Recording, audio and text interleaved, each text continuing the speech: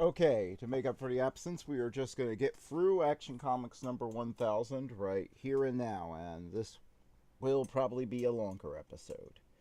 So let's just start into one of the mini stories. I know I should have come more often. I get so busy. There's always another something. Someone needs help. But hey, I'm not so bad. I'm here once a year generally. If I'm not stuck in the Phantom Zone, or the Black Hole Wars, or whatever. So what is that? 5 billion visits? Give or take? I still feel guilty though. Probably because this is it. Right? This has to be the last one. We're here. At the end. DC Comics presents Of Tomorrow, written by Tom King. With the sun's mass dropping, I really thought the orbit expansion would be enough to escape the red giant, but these solar tides just pulling Earth back in. Yeah, I get it. I'm aware. I could push it, knock it out, let it float somewhere else, but it seems wrong somehow. Earth's been abandoned for what? A good 4 billion years, and some worlds die. Krypton died, and everything gets its time. And just 'cause it's dead doesn't mean it's gone. I mean, you know. You all taught me that. So, I'm going to let it go. Let you go. And I'm going to say goodbye.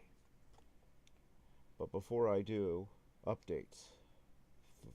Final updates. Lois is still doing well. Still running the Universal Info Network. She tells me that she's sick of the Eternity formula. Tastes like grapes. Which she likes, but it's a lot of years. And she's tired of grapes. And John, you should see John. Wish you could see John. I'm proud of him. He reminds me especially of you, Ma. Kind and so damn stubborn. What else? Oh, obviously I miss you. I love you. Every day. It doesn't matter how long it's been. It's still every day. Look, I don't know if you're here or out there or just gone. It's probably better that it's the last time. I probably wasted my time coming here. I could be. I just think a lot about when I was a kid and we were going to church, Pa. And I don't want to go. I didn't want to go. I wanted to hang with Pete. And I was testing you, asking how you can spend all time on the science of farming and still do this. And you said you don't see it that way. It was all the same. Science, religion, myth, stories were all stardust, fallen. And so we look to the sky and wait to be reclaimed. Goodbye, Ma. Goodbye, Pa. And thank you for everything. The end. This one is pretty good. I'm not a fan of the immortal Superman thing. I'm just not. I'm sorry, but what I am a fan of is how touching this story is, and I like the artwork mostly. At some points it has too many lines, and to my eye, too many lines translates into dirt on the face. But it works in this story.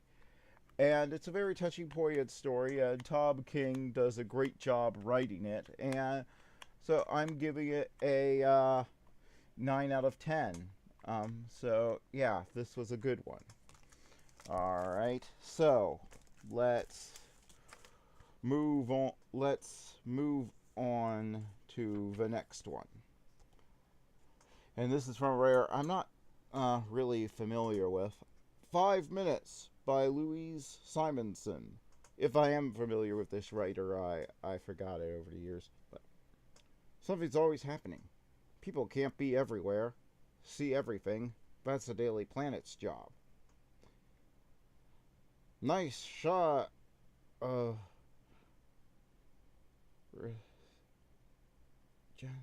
at the hearing, Olson, above a full picture. Now if Kent will just finish up House Corruptions, our banner headline. Thanks, Chief.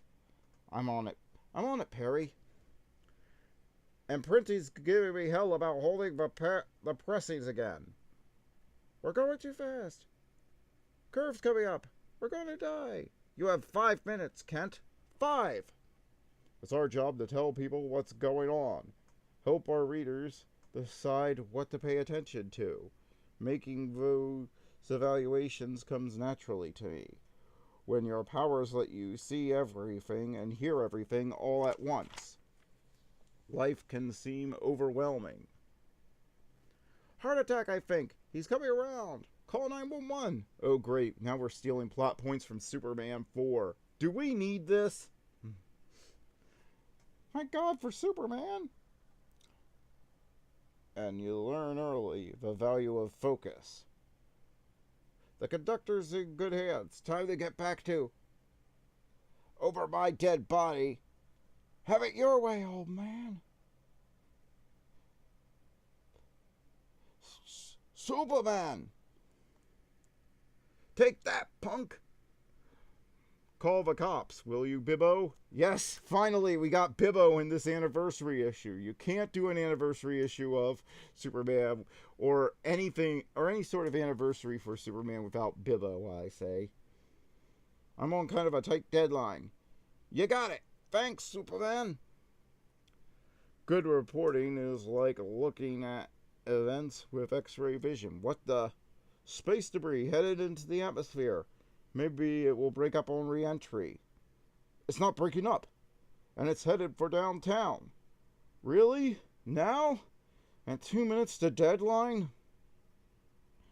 You get that in-depth focus on small things. And the large. I still have 90 seconds. Thank heavens for super speed. Being able to share that focus, that vision. Kent? Just send it to layout, Chief. That's old news, Kent. Superman stopped the train derailment. Construction worker on a roof got a picture. I want interviews. First person accounts. Get on it, Kent. Take Olsen here with you. I'm holding the presses. The rush, the focus, the fact that I'm helping people, sometimes even saving them. Superheroing, reporting, you're not so different if you do them right. Man, I love my jobs. The end. Yeah, this is a great little take on Superman. It's really just a slice of life thing, but still, it's a great little take on his slice of life on Superman and Clark Kent's life. Unfortunately, reporting isn't done that well, so it comes off as naive to be,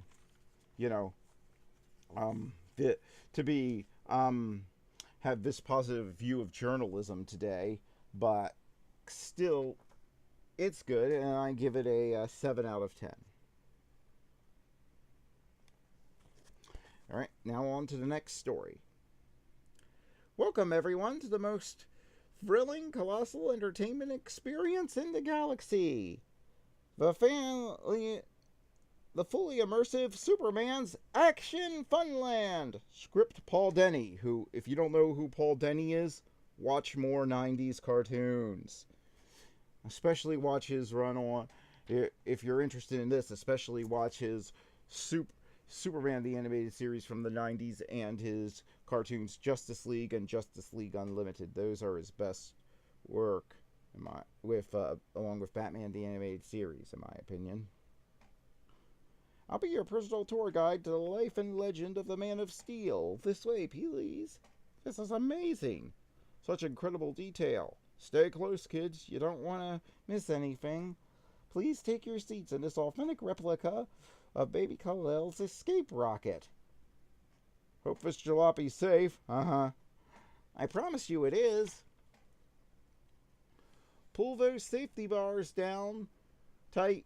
Everyone, we're going up, up, and away! Awesome! The last son of Krypton found refuge in the American heartland. Below is our recreation of the Kent farm and neighboring Smallville. If anyone's feeling strong, they could try and lift the very same tractor our hero once did. When he was a baby, of course. I could do it. And then it was on to Metropolis, where Superman waged his never-ending battle for truth, justice, and the American way. Thank you for not being afraid to use his full saying. Here's the thing.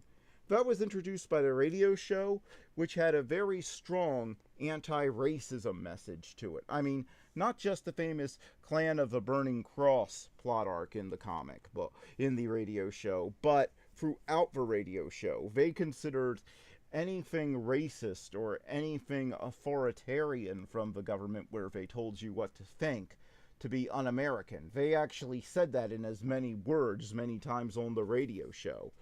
So to them, when they introduced that American way saying into it, they meant the ideal of America, not what some politician stands for. So you don't need to get rid of it just because some politician like MacArthur or some of the more recent ones who try to deperson people by giving them labels like Nazi or communist or whatever, wrap themselves in the flag. That's not what it means. It means something bigger than that. Though in reality, Superman was a global force for all humankind, frequently the Man of Steel fought alongside Earth's greatest heroes, many of whom he was proud to call his closest friends. But even Superman needs his alone time, and he found it within the icy vastness of a fortress of solitude. Here were kept the treasures and trophies of a life unparalleled.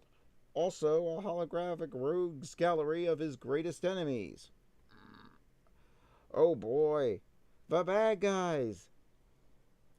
The criminal mastermind Lex Luthor, the renegade Kryptonian General Zod, Brainiac, the parasite Bizarro, the galactic overlord Darkseid and his minions, and the unstoppable Doomsday, and the one who ultimately ended Superman's story. Yes, every hero has their final adventure, and so it was with the Man of Steel.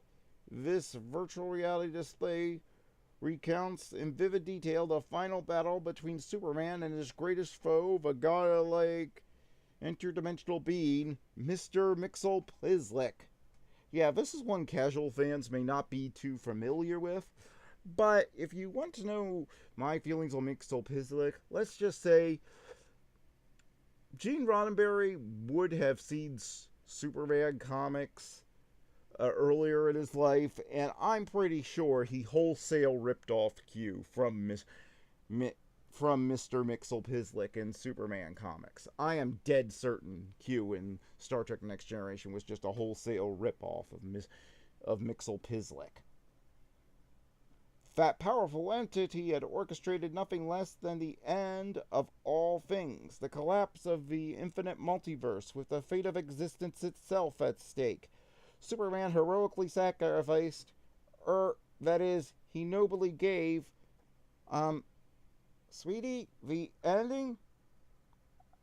Ah, dang it. This is where it always falls apart. You know, Mixie, when other couples roleplay, they usually take it to a different level. Do we have to have that sexual stuff in an anniversary issue of Superman? I'm sorry, Gypsy, but what's wrong with me? I go to all this trouble, create all this everything, and I can't finish the blasted story. You lost focus again, love. You got so wrapped up in the minutiae creating the ultimate ending to the legend that you lost sight of your goal. You could will Superman out of existence like that. But once you get started, your mind wanders off into the infinite what if scenarios. And for a being who can endlessly rewrite reality, that's a lot of ifing. And on a deeper level, I don't think you want the story to end, ever. What? No, that's, well, maybe. Superman defines you, well, part of you, the naughty little spark of cosmic mischief that wears a purple hat. Luckily for me, I like that part. Baby, you're something else. We both are. Okie dokie. Our turn. Point this thing towards the Batcave. You got it. The end. And I have no idea who those people are there. As I said, I'm more of a Marvel person than a DC person. Okay, this is a fun little tale. And again, I don't think you could do an anniversary issue without Mixel Pizlik. It's not great, but it's okay. I'll give it a 6 out of 10.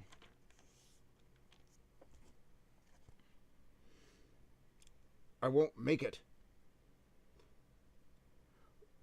Rick Fangit. Bad temper. Pulled a few home invasions. This is his third strike. When these videos hit the internet, child welfare is taking his son away.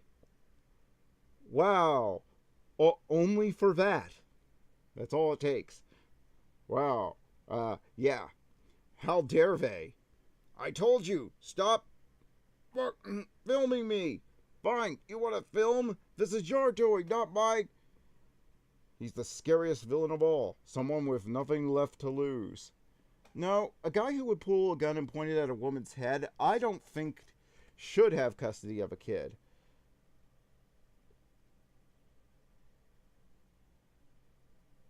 In his skeletal muscle, his body preparing for what's next. No, I won't make it. Click.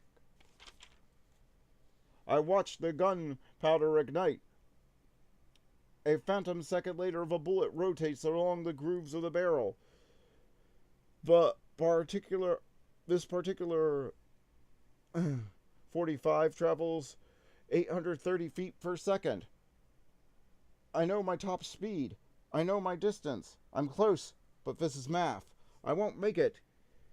Then it hits me. I was so busy watching him, I didn't see her. Just as he was pulling the trigger, she leaned her weight against the barrel. Into danger. Supersonic becomes hypersonic. Then becomes that speed I haven't flown since Pa. She's reckless. It catches them off guard. It buys her an attosecond.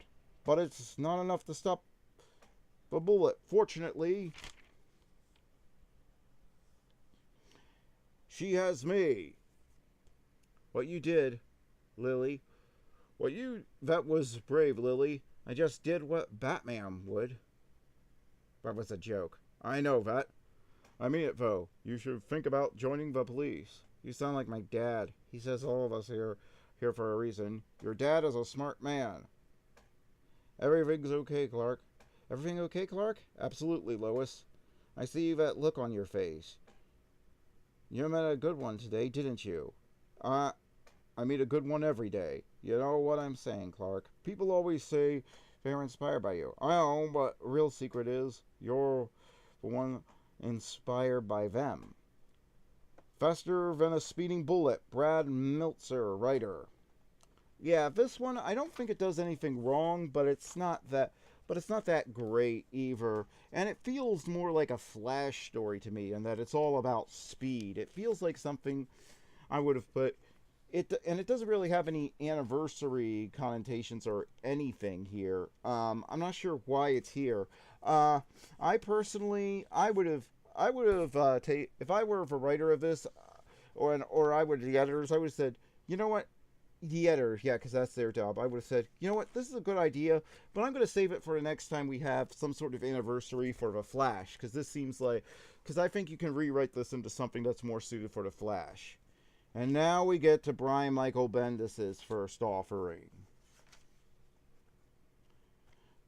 The Truth by Brian Michael Bendis. Tomorrow, Metropolis. Holy! Is that... Yeah, as you can see, Brian Michael Bendis is... Oh my god! It's him! It's really him! I've lived here 5 years and I've never seen him... And I've never seen him fly by. He just roared to my place. You're insured, Larry.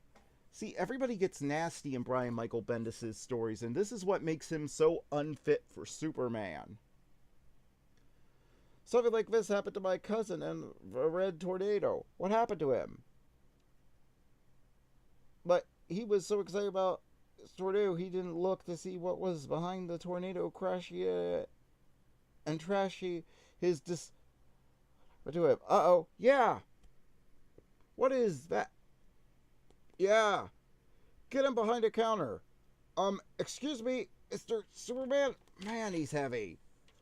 Kryptonian! He's so heavy.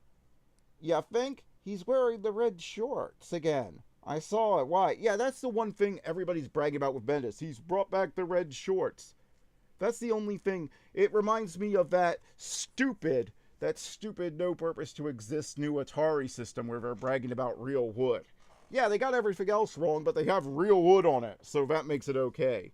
Kryptonian, you can spare these or flees the collateral damp.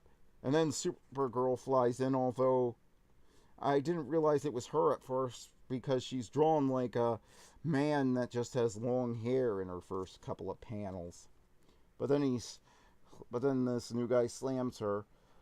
I said I will deal with you next. He doesn't look like Superman without the shorts. I don't get past the eyes. Shh, he'll hear you. But I like his eyes. I'm somewhat okay with that. Without the shorts, it's just this commentary on fans is just nearsighted. I haven't complained once about the shorts. Yeah, I think Superman's costume doesn't look bad without the shorts, but come on, this idea that fans are so obsessed that they overlook everything. Look at any of my Superman reviews. Look at my reviews of Tassani's work on Superman and Super Sons. Do I once mention the shorts or let it distract me from the story? No. This is MSCU, Captain Maggie Sawyer. We have a 161 in progress. Send backup. All available units. This is not your fight, Earthers. Holy Superman! His underwear is on the outside of his clothes? He's an alien from another planet. It might be a symbol of hope to his people. Hope? No! Brian Michael Bendis. And here's the thing. Everyone knows this. It looks like a circus strongman outfit. That's what it was based on. And everyone, even though they're not a thing that people go to see, everyone is familiar enough with old movies and old cartoons and old comic strips to, through cultural osmosis, know what a circus strongman looks like. If only through old Disney cartoons and movies, they had old Bugs Bunny cartoons. I think I heard they meant Hopo. But he's been here long enough to have noticed. Stop arguing about the stupid shorts. Brian Michael Bendis, you are the worst. I'm sorry, I didn't get your name. I know this tactic, Kryptonian. In this language, I believe they call it stalling. You started the fight. Sorry it's not going how you hoped. Stop! It's a cleansing. This battle was far more challenging than I was led to believe possible. They said the system Yellow Star had empowered you. Your cousin's sister. Cousin's sister? What? What? What does that even mean? That's not even a word. And it should be 2 words. Cousin's sister? You see why I'm not going to be reading why I'm not planning on paying full price for Brian Michael Bendis' work if I read it at all. It must be your time on this roll barbaric world, but you fought with more spirit than I thought you were capable of. Who are you? I am Rogor Zor. I cleanse the galaxy of the Kryptonia plague, and I am here to finish the job. Your bloodline must end once and for all. But this is it. The Kryptonian sickness finally ends, just like I once promised Jor-El when I destroyed the planet Krypton. To be revealed in Man of Steel. Yeah, I can see why orders are down for that and why DC is backtracking on this whole Brian Michael Bendis having complete control over Superman thing after that story. The new villain is just dull. All he is Doomsday with a sword. Even look at his design. This story, and I love Jim Lee's work, but he puts way too many lines on it, and as I said, to me it reads as dirt. So thing looks dirty and grimy, which works for things besides Superman. It spends half the story arguing over his shorts. Brian Michael Bendis is basically congratulating himself on bringing the shorts back, when I'm pretty sure if Sony had asked the artist to bring the shorts back, they would have. This is just nothing. It's just an average Superman gets kicked around for a while, and I don't have any problem with those stories.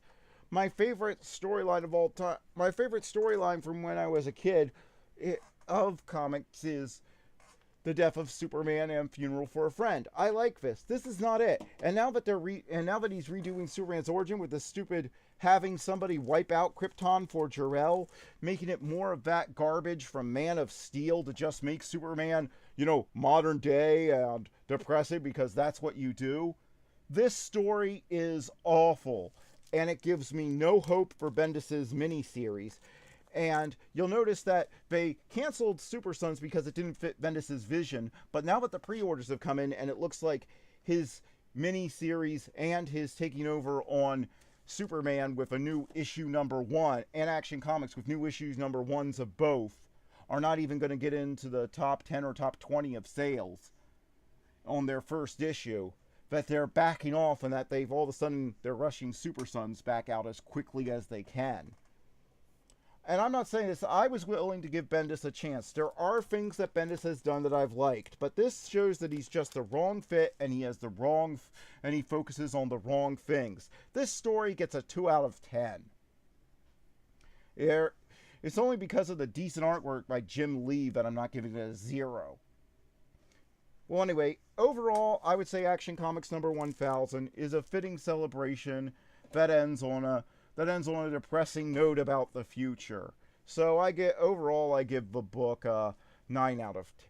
I give the overall issue 8 out of 10. It's dragged down by Brian Michael Bendis' threats of the future, but other than that, this is a good issue and worth owning. Alright, see you next time.